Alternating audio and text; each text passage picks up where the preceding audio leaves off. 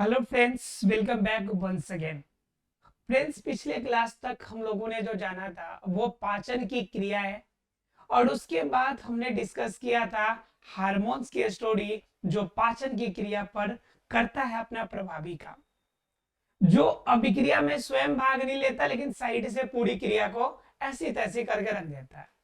ये कहानी हम लोग जाना था पिछले क्लास में। लेकिन आज की क्लास में क्या डिस्कस करेंगे? आज की क्लास में क्या डिस्कस करेंगे? तो अवशोषण के बारे में। इंग्लिश में क्या कहते हैं? ऑब्जॉर्प्शन। टॉपिक है अवशोषण।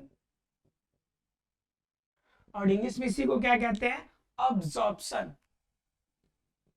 Absorption, right. अवशोषण अर्थात की ऑब्जॉर्प्शन। अगर हम बात करें अवशोषण या ऑब्जॉर्प्शन की, तो आपके मन में क्या ख्याल आता है? कि आपके मन में होता होगा कि ऐसी क्रिया जिसमें कोई चीज अवशोषित होता हो। क्या होता हो? अवशोषित होता हो। फिर आप सोच रहे होंगे अवशोषित के मतलब क्या? तो सीधा आपके मन में ख्याल आता होगा कि कोई भी चीज जब किसी चीज में, जो द्रवीभूत चीज या कोई चीज होता है, जब अपने अंदर मिला लेता है, सोख लेता है, तो उसे हम अवशोषित कहते हैं। मतलब क्या? सीधे शब्दों में कहे कि कोई मटेरियल किसी और मटेरियल के साथ घुल मिल जाता है, मिल जाता है, तो वह क्या कहलाता है जी? वह अवशोषण कहलाता है। जैसे मान लीजिए कि आपके पास स्पंज होगा। देखिए, अवशोषण की बात है, आपको समझने के लिए छोटी सी बात से आप समझ सकते हैं। ये है आपका रुई अर्थात कि कॉटन। ठीक है। अब कॉटन का मतलब हो गया कि कॉटन के अंदर अगर अवशोषण की क्षमता है, तो जब हम इसके पानी के अंदर डालते हैं, पानी अंदर रखा हुआ है, आपको पानी तो दिखेगा नहीं। चलिए, ये ग्लास दिख रहा होगा और ग्लास के अंदर ये पानी है, दिख रहा है आपको? अब जरा देखिए कि ये कॉटन है। देखिए, कॉटन है, ये ग्लास और ये कॉटन। ठीक है। अब क्या करते हैं हम लोग? इसके अंदर डालते हैं। ठीक है। हमने डाला, जरा ध्यान देखिएगा, एकदम बिल्कुल सूखा है, बिल्कुल नॉर्मल कंडीशन में है। हमने क्या कर दिया कि इसको इसके अंदर डाल दिया। ठीक है। अब धीरे धीरे देखिए कि ये पानी के अंदर डूब रहा है। डूबते डूबते नीचे की तरफ डूब गया ना? ये डूब गया नीचे, जबकि इतना हल्का था। अब जरा सोचिए कि यह पानी के अंदर डूब कैसे गया? ये तो बिल्कुल हल्का था, तो ये डूबा कैसे? तो डूबने के पीछे हम इसको बाहर निकालेंगे, तब आपको समझ में आएगा कि ये डूबा क्यों है।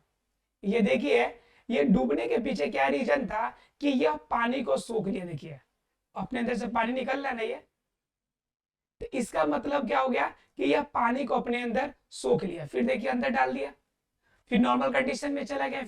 फिर ये बाहर निकालिएगा, तो फिर ये महसूस होगा कि अपने साथ पानी बहुत ज्यादा ये लेकर आया हुआ, देख रहे हैं?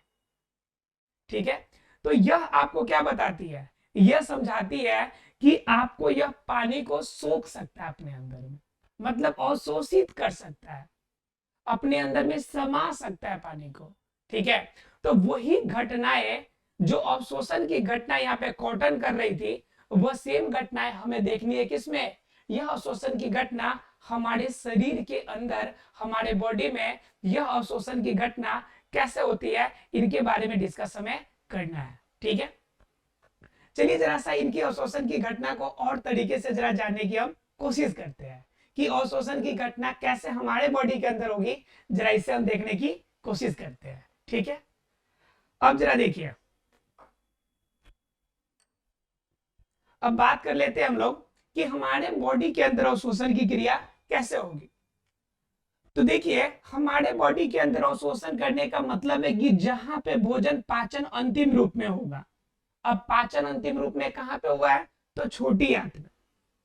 कहां पे हुआ है? छोटी आंत में। तो छोटी आंत में पाचन यहाँ पे हुआ है। तो अब यहाँ पे जब पदार्थ बिल्कुल पीस कर बिल्कुल बारीक हो गए हैं, पच कर बिल्कुल क्या हो गए? बारीक हो गए हैं, बिल्कुल छोटे छोटे पदार्थ के रूप में अलग अलग हो गए हैं। तो यह बारीक होने के बाद, यह बारीक हो जाने के बाद यह रोल कैसे करेगा भाई? अब इसको अवशोषित कैसे करेगा? तो छोटी आंत के अंदर, जरा ध्यान से समझिएगा, ये मान लीजिए आंत है और इसके अंदर पतली पतली यह अंगुली के समान संरचना दिखाई पड़ती है, जिसे हम लोग क्या कहते हैं, तो इससे हम लोग कहते हैं विलाई। क्या कहते हैं इसे? विलाई कहते हैं। क्लियर है? एक विलाई वो होता है जो दूध खाती है, दूध को चट कर जाती है, और यहाँ पे जो विलाई है, यह जो भोजन के कण जो पाचित है, इनको अपने अंदर अवशोषित करेगी। क्या करेगी? भोजन के पचे हुए भोजन के अंश को अवशोषण करने का काम किसका होगा? विलाई का। यह विलाई क्या करेगा? तो अवशोषण करेगा। क्या करेगा? अवशोषण करेगा। जरा फोटो को समझिए ध्यान से।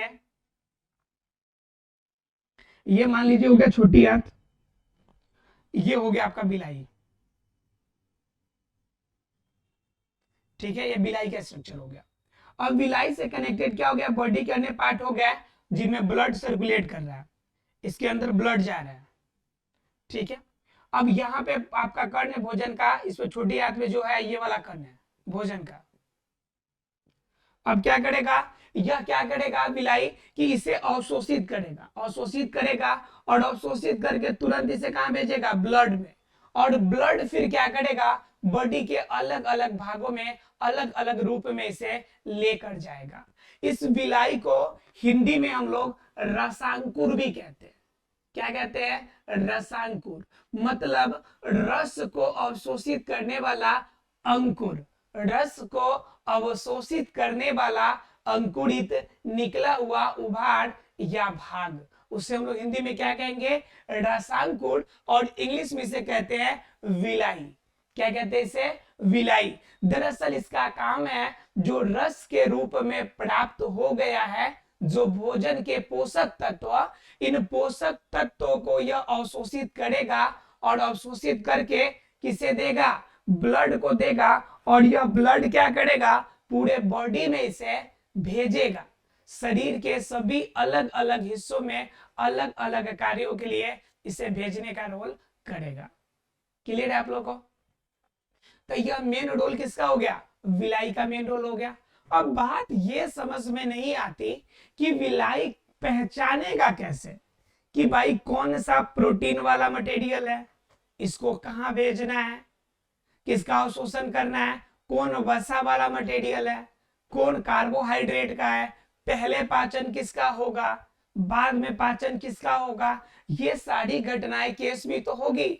जो समझेगा उसे क्लियर कर पाएगा कि किसका पाचन कब होगा। तो यहाँ पे हम लोग एक एक करके पाचन अवशोषण समझेंगे कि पहले किसका अवशोषण होगा और उनके अवशोषण की क्रिया में कैसे कैसे कार्य होते हैं। स्टार्ट करेंगे हम लोग कार्बोहाइड्रेट से, राइट।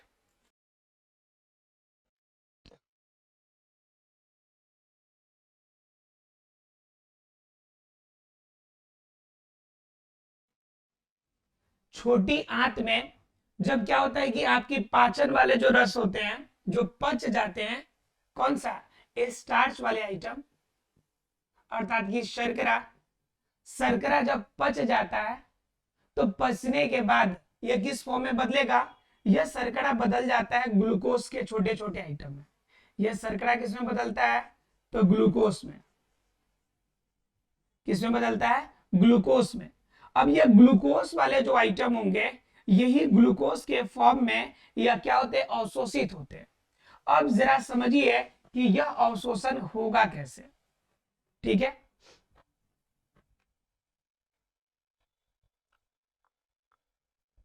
ये काम तो छोटी आंत में ही हो रही है।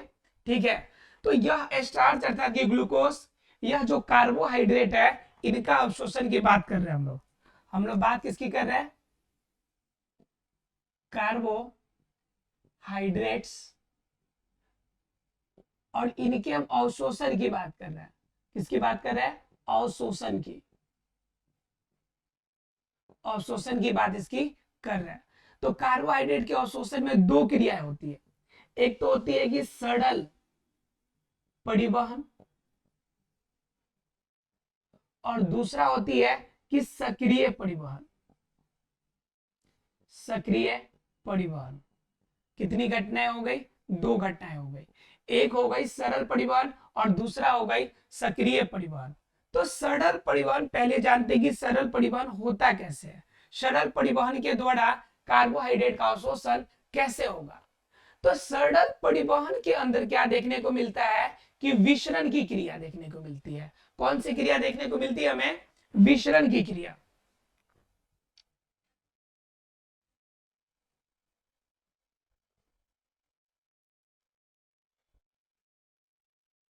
देखिए इसके अंदर क्या देखने को मिलती है? विसरण की क्रिया।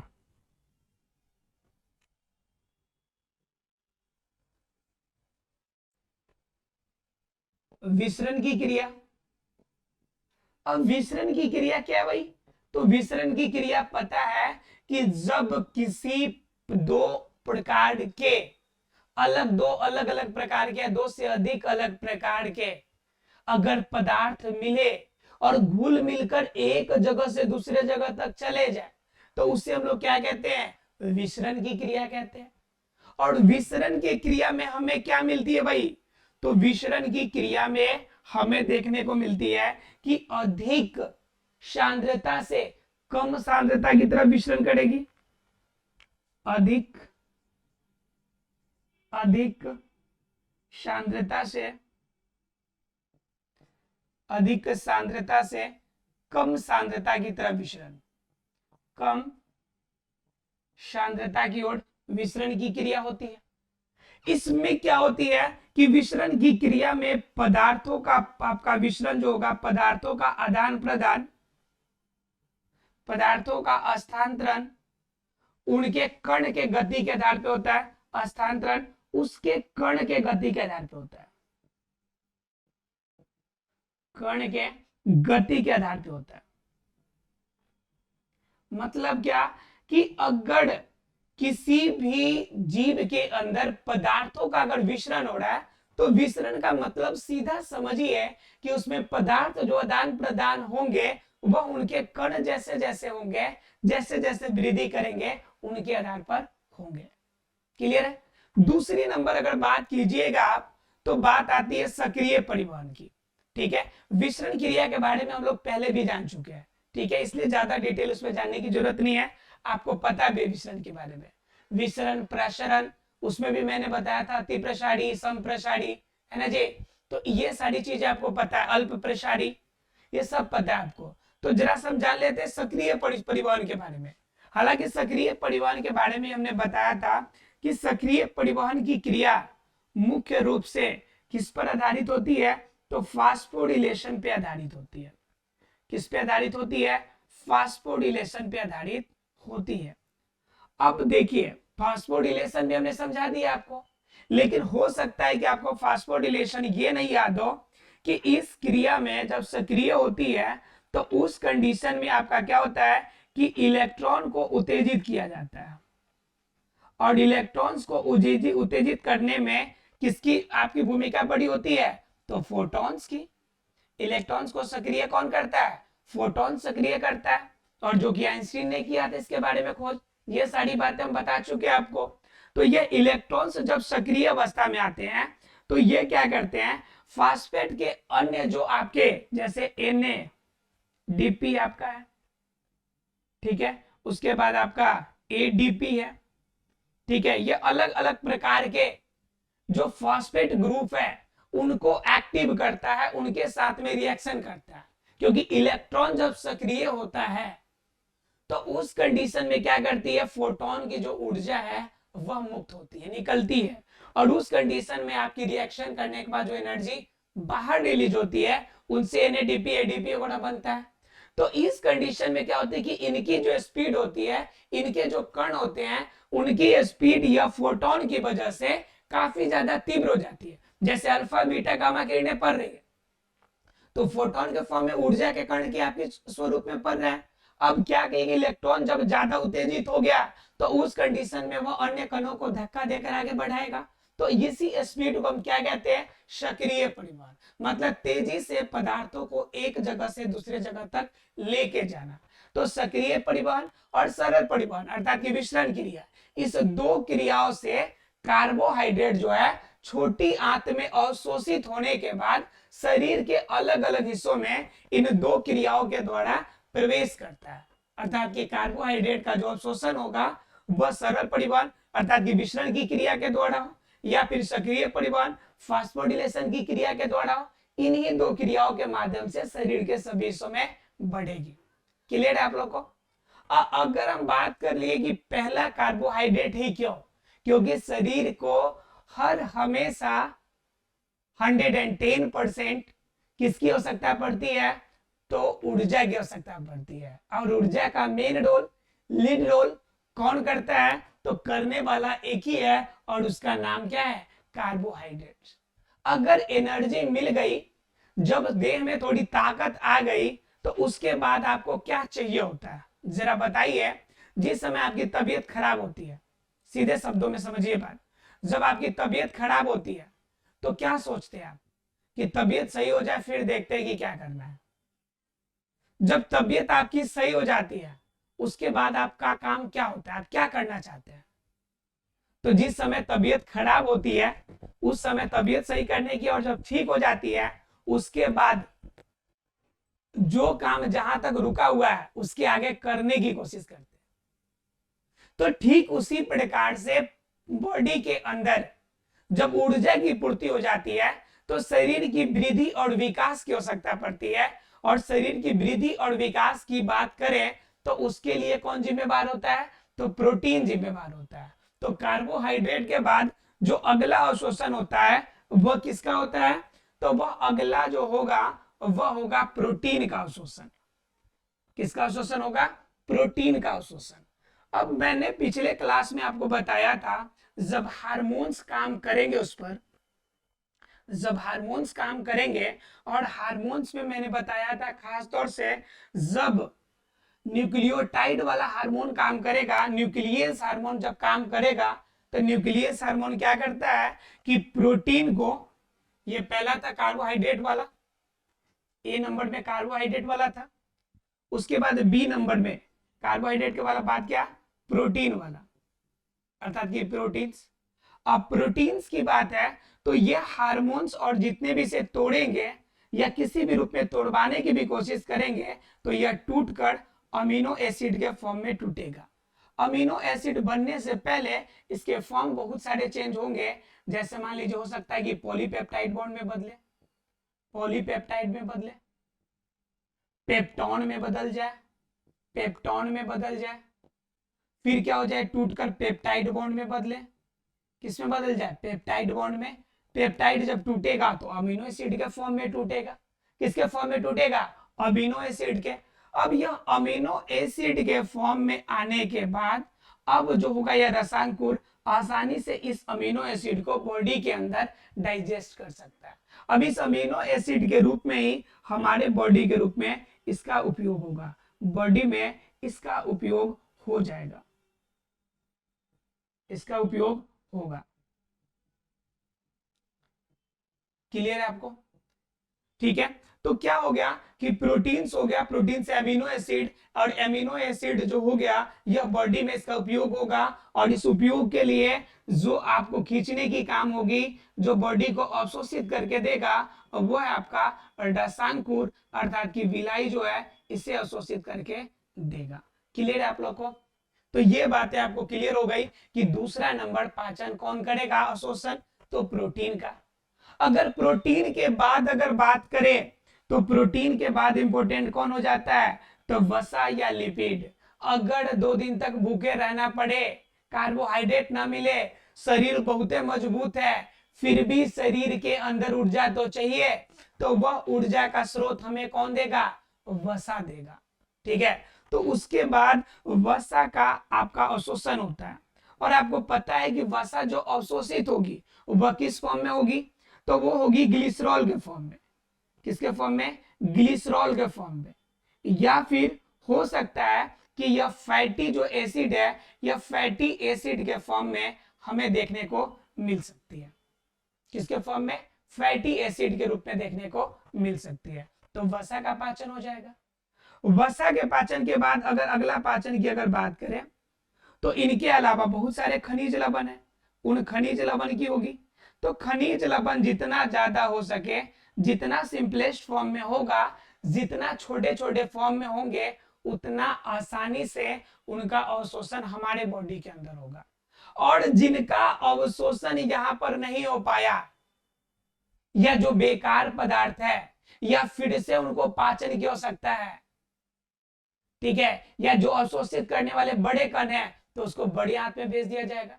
बड़ी आंत में यहां से जो बच जाएगा उनका अवशोषण होगा।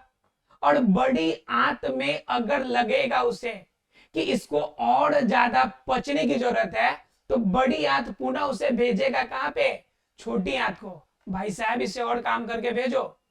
इतना काम करके फिर मजे मजे में जल्दीबाजी में भेज देते हो, पूरा क्लियर करके दो काम, तब हम अवशोषित करेंगे। तो उस कंडीशन में आपका रीडाइजेशन होता है। और उसे जब बड़ी आंत को लगे कि मामला नहीं है, पूरा पच गया, जितना मटेरियल अच्छा वाला तो खींच लिए, अब ये सारा तो सिंठी है, सारा का सारा क्या है, सिंठी है, इसका कोई यूज नहीं होने वाला है, तो उस कंडीशन में आप क्या करेंगे, उसे बाहर निकाल दीजिए, वो बाहर निकल जाएगा, बेकार पदार्थ अलग हो जाएंगे। तो यह संपूर्ण क्रिया यहां तक होती है। तो आशा है फ्रेंड्स आपको अवशोषण की बातें आपको समझ में आ गई होगी। मिलते अगले क्लास में अगले टॉपिक के साथ, तब तक के लिए हंसते रहिए, मुस्कुराते रहिए। मिलते अगले क्लास में। Thank you very much friends.